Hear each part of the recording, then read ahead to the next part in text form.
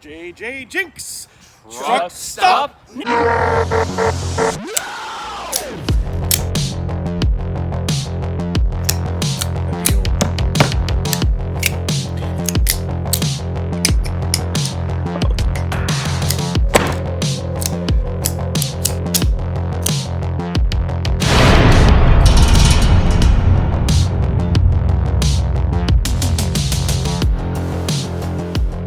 Yes, it's that time of the month again. Not that one. Time for an out-of-focused Officer's Care Package logo, because they put it on the side of the box, and that's the furthest I can get it from my camera lens. But before we get to it, I want to mention the knife from last week that I've been carrying the most. And that is the Kershaw... I always forget what these things are called. Fraction, that's it. Fraction spelled with an X in there somewhere. And I gotta tell you, I am extremely impressed with this knife. And here's why. Number one, I'm not a huge carbon fiber guy, but I love these carbon fiber accents. When used like this, I think it looks great. I like the creative pattern, and when you look on the other side, they didn't do it there. Normally I don't like that asymmetry, but at least they did something.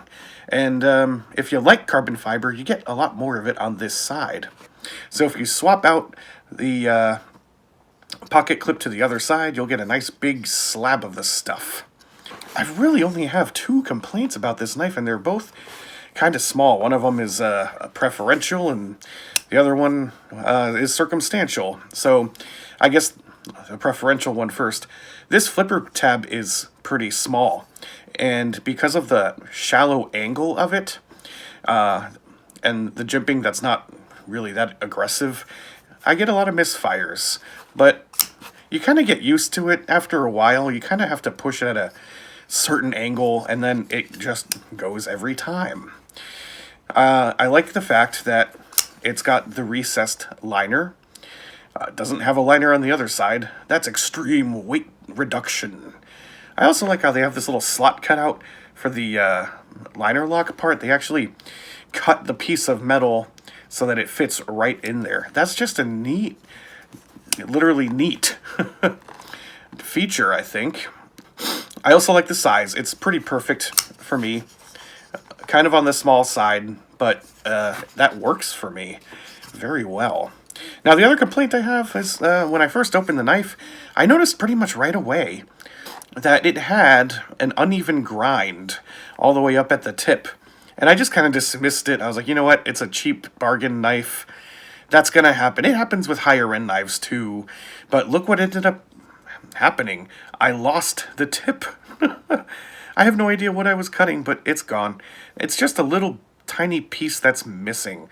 But hopefully it wasn't in that apple that I cut up. Otherwise, I ate it. It's sharp as hell. It kept its edge very well. I used it a lot. Yeah, you can see some of the distress on the pocket clip. I actually used this thing. Now, the month before, I was really singing the praises of this knife. This nondescript rough rider, which is also on bearings, and I said, man, this is unbeatable at a $14 price point. Well, this is only literally a few bucks more, $17. I didn't think this could be outdone, but it was outdid in spades. Now, if I could transplant one good aspect from this knife to this one, that's how you make a flipper tab. Get that obtuse angle on there, it never misses. That would have made this knife so perfect. That and a more even grind. I could send it in, get the blade replaced, I'm sure, but I don't think I'll bother because I'm about to retire it for whatever is in this month's box. Plus, it's really, really small. It's not that big of a deal. It's sharp enough. Kershaw Fraction, you are retired! Let me get the secret envelope. The camo paper. Okay. There's more paper in there. Give everybody a peek. And then we go piece by piece. Well, let's talk about this. I've seen this before. I actually have one of these. There was a special a long time ago. What was that? It was like there were different tiers of price points where you hit that price point and you get free stuff. And so now I have two of these, which is great because I actually use it a lot. Here's what it is. So it's not unusual for people to have a display of some kind or something to hold their EDC gear. I see a lot of photos on Reddit where people have like a handkerchief or something like that where they unroll it and show off all their EDC stuff. Usually like a flashlight, a pry bar, and a knife, and maybe some other things. So this, when you snap it all together, it becomes a nice EDC tray. It's leathery, and it's light, and it's just somewhere to, you put your keys and your wallet and your stuff at the end of a long day. I never would have thought of this. I usually use a hat or just kind of pile it onto my desk or something. But to have a specified place to put your things, it's neat. And it's got the Smoky Mountain Knife Works logo. You know what? I'll keep it out here. Put some of this stuff in it. Candy. About half as much as last month. Oh my god. It's a Smoky Mountain Knife Works sticker with a Sasquatch. I love this. And look how he's lounging on that knife. That is so fucking great. You don't understand. I actually like Bigfoot and Bigfoot paraphernalia. I'm not necessarily a believer. I want to believe. I'm just into Bigfoot stuff. And, the myth, the legend. This is so perfect. It fits me perfectly. Got another sticker. I was going to say, this kind of looks like the Wu-Tang Clan symbol. It says, the Full Tang Clan. Oh, that is also really great. That goes with my Full Tang hat. Okay, there's something in this package that's so big, I don't think I can even get it on camera. It is an old timer Bowie knife. My god. Look at the size of this beast. I literally can't fit it on camera. Holy crap. And it comes with a sheath. This thing is a monster. 10 inches of stainless steel. A saw cut handle. Full tang. Heavy duty synthetic sheath. Well, I retired my knife already. I'll use, I got this one out after getting that Tenacious Lightweight last month. This is my Tenacious that I carried for years. It's a little bit beat up and scratched, well loved, and very dirty, but I can't get it open because the damn TR6 screws keep spinning on me. I gotta figure that out. Anyway.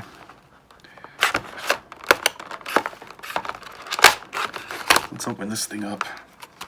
This might be one of the biggest knives I got. Like, it's machete-sized. I might have knives that are comparable to this size.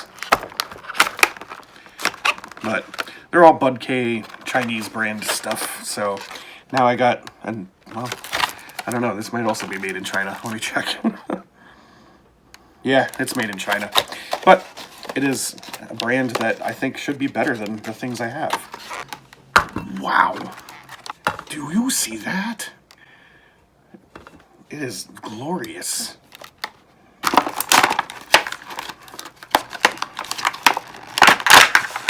Oh, struggling with this. And a little itty bitty bink knife condom. That was not a satisfying bink. Let me do that again. Bink! There we go. And there's a note of caution but I can hardly read it because it's white on yellow. So we'll just ignore that. Here you go, Sasquatch, you can have that. Well, yep, it's that same kind of black and brown motif that many old timer knives share. It's a Bowie knife. That's pretty much all you got to say about it. It's big, it's heavy, and you can deforest with it. Now, let's get it. Oh. Sure. Oh no. Well, it's a good thing I have this tray. It's got one of those silica gel packets in here, and I think I just ruptured it. Oh gosh. Oh. Well, if you ever wanted to see what one of those looked like on the inside, a bunch of little spherical things. Now you can go to your home, or can you? There's more things in here. What is this? It's another one of those friggin' things I keep finding. What is this? LDPE Micro Pack. I've saved up, I have like 8 of these. I have to look up what these are about and do a video. It's funny, I got one in there. There we go. Tight fit. Well, I had to adjust the snap a little bit. It wasn't really reaching, but they made it adjustable, kind of like the back of a Velcro hat. Yeah, and it's got a lanyard hole. Next on the stack is something from Boker. I got quite a few things from Boker. I really like their Kalashnikov line of knives, and they make all kinds of good stuff. This is really small, and it's in a cardboard box, not the AK-47 magazine, so it's not one of those. It is a budget brand, but I like it. Comes with wax paper.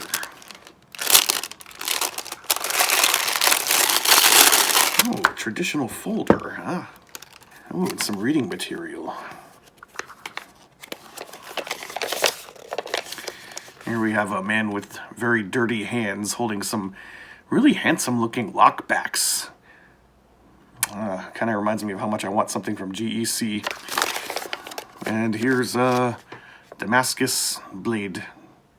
And so this looks like the Stockman configuration. We've got, I don't know what material this is, but it looks cool. Polished wood of some kind? I guess we'll find out. Oh, we got a neat little mini trapper blade. The pull on these is nice. It's not ripping my fingernails. Tree brand classic. And the third blade is a nice thick sheep's foot. I like Stockmans. I like the way they're shaped. Next, we usually always get something from Rough Rider, and today is no exception.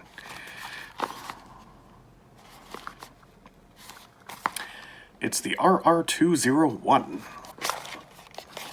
Oh, nice. And at some point, when I first started getting into knife collecting, I wanted to pick a type of knife and just kind of collect that. And one of the types of knives that I considered was this type. It's called a Barlow. And it's got an interesting history. It kind of goes back to, like, I'm actually not sure anymore, 14 to 1600s? Something like that. And they kind of got a bad reputation because, like, salty old sailors would carry these, and then when they were in town and they would get drunk and get into knife fights, I guess. I don't know. But what I like about these types of knives are the huge solid metal bolsters. They're shiny, a lot of room for customization, and I like the small compactness of it, and it usually comes with 1 or 2 blades. Most commonly I see them with 2 though. And we got a little pen blade and probably a clip point blade. Yep. Very cool. I do have a few Barlows, and now I have one more. Actually, I can show you one right now. Because I dropped something and it flies across the room. Come here, you. I'll cut you with my Barlow. I bought this one a long time ago. It's the Backwoods Bushcrafter series. And I bought it back when copper was the craze. It still kinda is. Copper, brass, bronze. So this is a Rough Rider Barlow with copper hardware and this nice kind of black finish. But otherwise, I think it's pretty much exactly the same. Just different decor. Only got one more knife. And it is from Boker, Edge of a Legend. I do like buck knives. I own a lot of them. Well, I own like 5, I think. 6 now. Let's see what this is. Oh, wow. It's black. It's riveted together. So some people might not like that.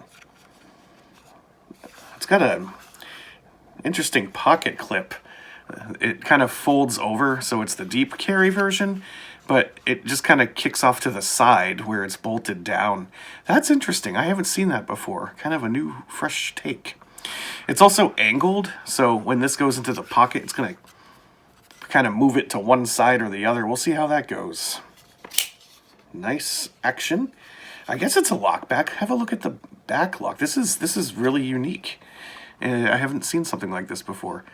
I like these shiny, sexy lines that are in the scales, which are super light. There's not a lot of steel in there. This is like super lightweight. Oh, look at that. See the way they molded it in there? I guess that's the plastic version of skeletonization. Yep, that unlocks it. Ooh, nice detent as well. It's got ambidextrous thumb studs. Yeah, this will be interesting. It, when you feel it, it makes that kind of cheap sound. I don't think I would like it just for that, though. It's just, but we'll see. We'll find out some more information about that. Yeah, that's everything that was in this box. It's one of those months where you don't get as many pieces as some of the previous months, but they're probably nicer things. Let's find out. I was so tempted to upgrade to the General's box after missing out on that Hogue last month. Was that last month? And I just didn't do it this time again. It's just, I'll probably regret it again. Let's find out. The Schrade Old Timer Saw Cut OT Bowie. That actually came in the GI box, so everyone gets one of these. Lanyard hole, brass guard, shield, and rivets. Blah, blah, blah. $19.99. That is a good price for that. Wow. The Rough Rider Brown Jigged Bone Barlow. 440A steel and a satin finish. Nickel silver shield and stamped bolsters. 3.04 ounces, $11.99. So this is called the Rival 3, Buck Model 366. I am kind of the most interested in this one. 420 HC steel, drop point satin finish, manual opener, injection molded nylon handles, tip up pocket clip, only weighs 3 ounces. So, yeah, it is light. $24.99? That feels a little overpriced for me. But then again, it's a buck. That's where your money's going. And I'm actually kind of surprised. I thought the Old Timer might be the one from the General's box. Or, sorry, the Officers Club box. But it was actually this one, the Boker Buckskin Stockman. Let's learn more about this knife. So it uses C75. That's a high carbon steel. Yep, C75 carbon steel. Satin finish. You get a clip point, sheep's foot, and spear point blade. The Tree brand classic etching on the main blade. Yeah, we did see that. The handles are brown, smooth buckskin bone with brass liners and nickel silver pins, bolsters, and Solingen tree shield. Come to think of it, that is a nice shield. I like it. Made in Germany, 4 inches closed. Weighs 2.7 ounces. $80.50? Wow. Well, they did a great job on this thing. I do see a little bit of a gap. I wouldn't expect that for 80 bucks. But it's only a little one. Hardly perceptible. Yeah, that's interesting. I didn't know Boker made, I don't want to call it a high-end traditional pocket knife. It's an expensive one at that. You know what? I might actually carry this one, see how it goes. It is very nice looking. Let's find out how much I regretted not switching to the General's box this month. Spyderco Andella. I never heard of it. K390. The Spyderco Andella K390 Blue features a 3.4-inch K390 steel blade. Okay, so it's probably one of them super steels. With a satin finish and a blade thickness of 0.125 inches. So very thin blade stock. Manual opener with a Spyderco trademark round hole. This backlock has blue fiberglass reinforced nylon handles with a 4-way pocket clip. It's 4.7 inches closed, 8.1 inches overall, and weighs 3.1 ounces, $131.60. That sounds about right for one of these FRN Spyderco blades. I'll have to look up to see what that looks like. I do own a lot of Spyderco knives. I was thinking about making a video showing them all off. For people who love sharp and pointy things, this is the March 2021 monthly subscription box. This sticker might be my favorite part of this whole package.